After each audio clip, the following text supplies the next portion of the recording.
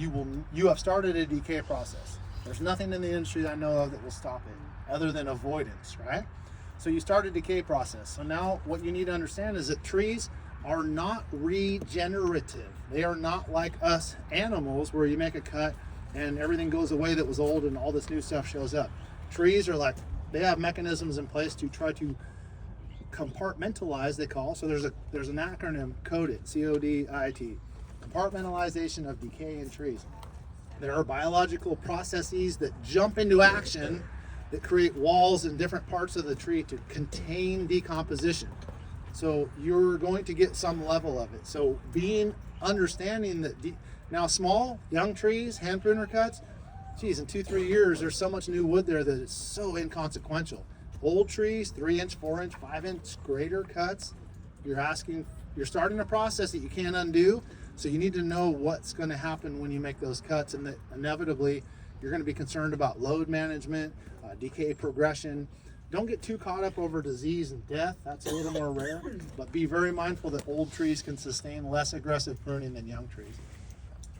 They cannot sustain aggressive pruning like a young tree.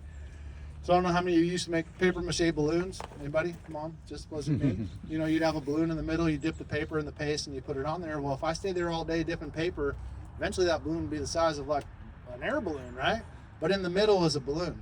That's what a tree is. It's a layer on a layer on a layer on a layer. So when you make a pruning cut, every layer that's present at the time of the pruning cut is potentially affected. Now what you're riding on and banking on is that next coat and the next coat and the next coat. Those are, I'm going to use the term always, but not always. Most times they're immune to the decay progressing outward into the new tissue. So you're really banking on the vigor of that plant to add tissue to compartmentalize that wound, create new tissue, and have new growth above this vegetative. But try to stay away from big cuts if you can.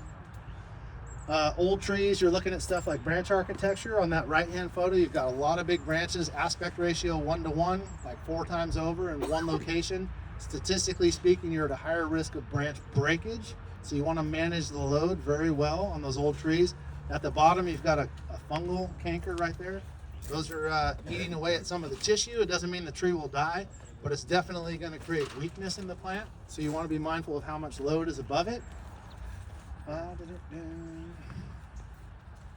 on. Okay, here's an example of sunburn injury on the lower stem. A lot of times happens, and you'll see it on older trees. It may be on your tree. It can happen on young trees. Sunburn injury basically scalds the tissue, kills that part of the tissue, and subsequently will start to decompose to a degree. You're watching how much new growth is generating, how much decomposition is progressing, how much load has developed out past it. That's part of your advanced mature pruning technique that you're going to apply. And you can do something simple, like kind of like barely pull on it. And if it's like crack, crack, crack, crack, crack, crack, crack, you're like, whoa, that takes some weight off. If you're kind of yanking on it and the whole tree, yeah, there's good transfer of load here. I'm in good shape. So those are some mature pruning techniques. That takes me to, I'm not going to go into planting, and I'm not going to go into, so don't worry about the planting techniques. That concludes the discussion. We've got 3 minutes for questions. Anybody who wants to stick around longer, feel free. We're going to linger, but out of respect for all of you who came, 2 things. Thank you for coming. We appreciate it. If you didn't like it, don't say anything. Come on, you guys. But if you did, if you're like, hey, wait a second, that was informative, it was thought-provoking, I feel more empowered. What we want you to feel is like educated to the point of resource, right? And more empowered to take on your trees. And I'm going to take you to the last slide so you can write something down, if it'll let me do it. Tell them at the front, would you? Because we feel honored to be asked out here. And if you tell them, oh, check this out. Just give me a minute, you guys. Check this out. Okay.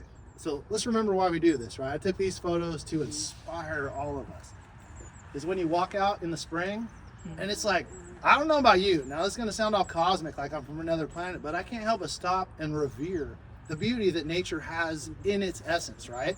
And we get to be a part of that. And we get to watch, like you go out in the spring, my wife will take thousands of photos of the bees and the blossoms, and then we get the fruit, and then we get the TikTok, right? Everybody's like, check out my pear crop, right? And everybody's like, yeah, that's the fun part of this whole thing. It's the therapy and the process. It's understanding that we have impact on it. We're creating responses that are built into these plants, to get to this ultimate objective. Okay, resources. This book right here, you can get it inside. This is the first edition in my left hand. This is the newest edition, The Home Orchard. This is the Bible for home orchardists. Very broken down into both scientific and lay terms. Very approachable piece of literature. It's like a reference guide for all things fruit tree, right? And it's local to California. UCANR.edu. It's the University of California Agriculture and Natural Resources. They are the authors of this book. If you go to that website and go into the search box and you say, leaf spots on my apple tree, it's going to pull up case studies, and it's going to talk about what are indigenous pests, what causes it, what can you do, how can you intervene, what's the outcome, and you can learn so much. So if you have nothing else than a smartphone and UCANR.edu, you will propel your fruit tree game through their literature. And the last one I'll give you is International Society of Arboriculture, isa-arbor.com, all things tree related. So if you want to know about tree diseases, if you want to know about coat it, you'll have more information at your fingertips than you ever cared to know. So that's tree related. UCANR is going to be more fruit tree related. And that's what I've got up here. So thank you for coming. Please patronize Harmony. I think they're so passionate about what they do. And when Jerry was talking about organic, it's in the essence of every employee here, from the ownership down. I know the owner, this is what they love to do. It really feels to me it's about bringing you the best product rather than revenue generation, if that makes sense. They are so passionate. Thank you, thank them, and stick around for questions if you have any. Thank you. Yeah, thank you. Thank you. I know you were late. Go ahead. Can you do the same thing and whitewash the trunk and help protect the older trees? Sunburn on older trees. So if you already have sunburn, usually it's caused by one can be really drought stress, like irrigation got messed up, so it didn't have the conductivity. Limb loss, sudden light exposure, or a tree over here falls down or gets cut down, sudden light exposure. So something to intervene on sudden light exposure when felt like it could have been exposed, like a limb breaks or you cut down a tree, preventively whitewash the newly exposed part of the tree. It'll go away after a couple of years, the new growth will knock it off. Hopefully some new foliage will arrive and it'll self-shade.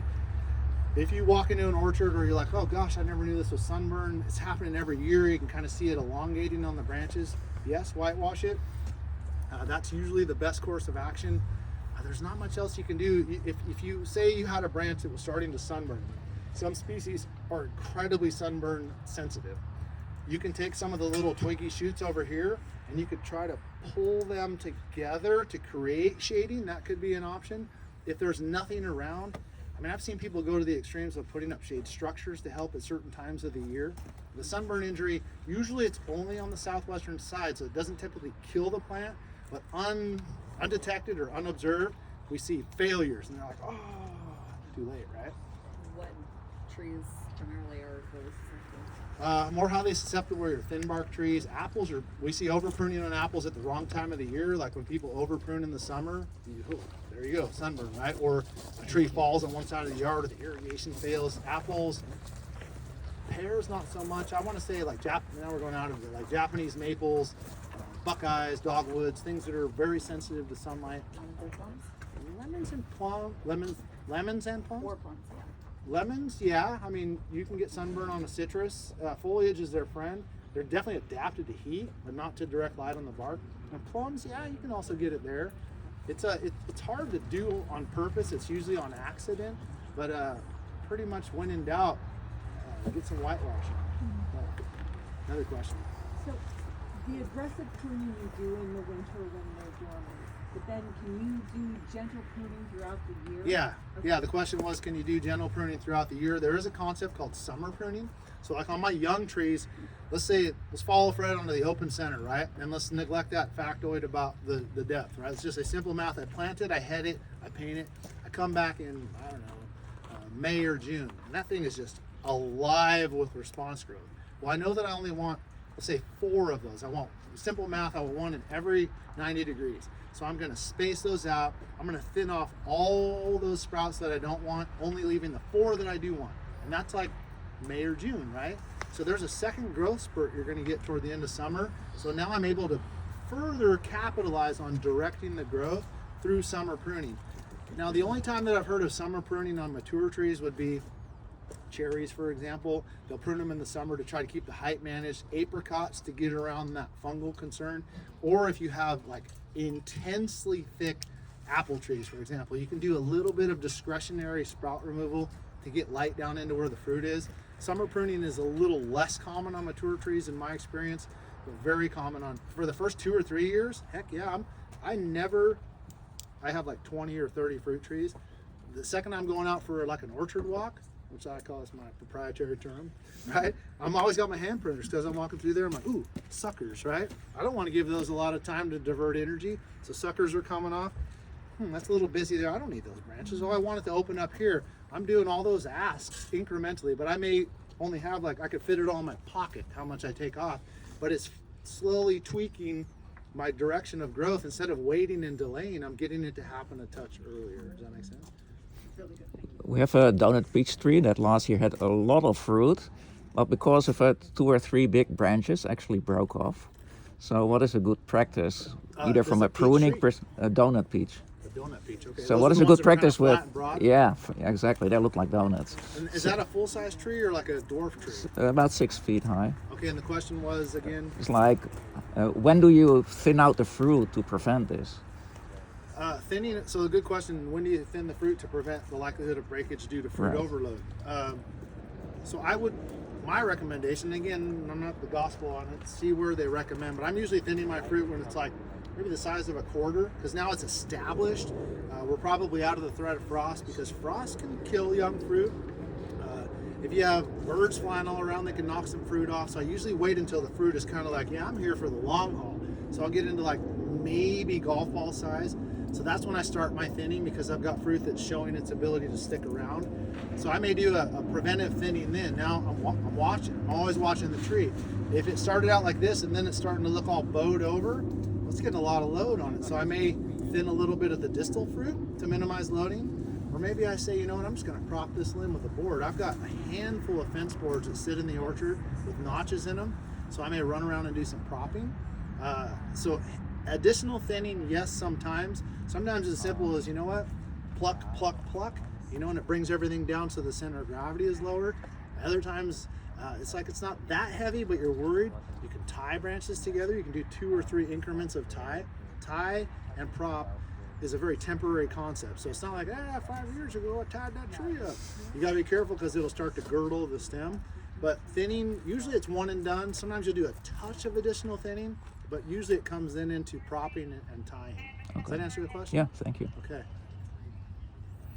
49ers hat, yeah. Go Niners. Go Niners.